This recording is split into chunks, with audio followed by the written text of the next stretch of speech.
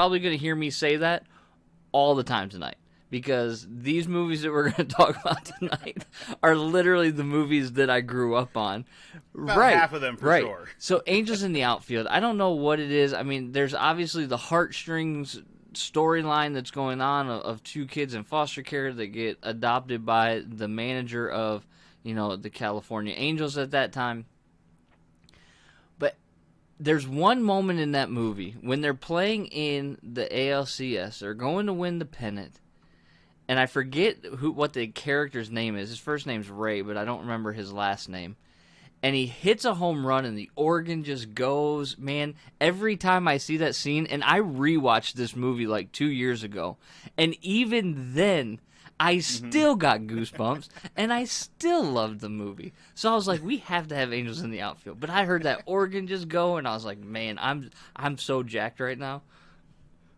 It's all scripted, but still. Okay, so this came out in 94.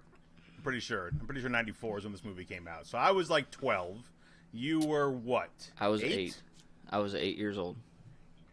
Getting started into Little League. This is right in our wheelhouse at that time. Yeah. So, I mean, this movie is right in our wheelhouse for that time period, for the ages that we were. I already liked Danny Glover because I saw The Lethal Weapons. Probably shouldn't have at that age, but I had. So I was already a fan of Danny Glover.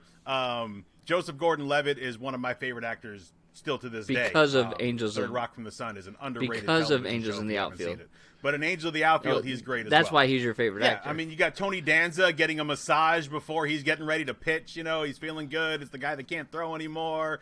The storyline's good. It definitely tugs on the heartstrings. It's a Disney baseball movie. So you're going to have ridiculousness. It had ridiculousness. But for a childhood baseball movie, you can do a lot worse.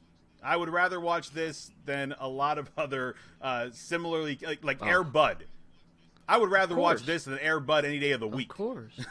There's just they fit into the same genre for me. They're children's sports movies, but Angels in the Outfield is a much better one. It's not as good as some of the others that we're going to be talking about that fit the same category, but Angels in the Outfield, not a bad movie. It's a 6.1 on IMDb, AJ. So remember, if it's above 6, it's considered at least a decent movie. If it starts with a 5, most people thought it was a bad movie. So it's above 6, not much above 6. Man, this is probably I don't have any good academic critique to give of the scale, but the nostalgia in me says this is an underrated movie.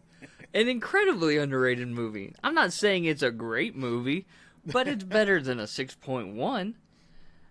I mean, when you're talking about a washed-up guy that's months away from dying because of lung cancer because he's smoked for years, as Christopher Lloyd says, or Al in the movie, and then he makes the diving catch to win the pennant and get out of a jam, and I mean, come on, 6.1? Of course, it's Disney, I get it, but 6.1, at least give me a 6.5. Give me a 6.5, 6.4. See, I'm not going that high. I'll give it a 6.3, so I'll say it's a little underrated. All right.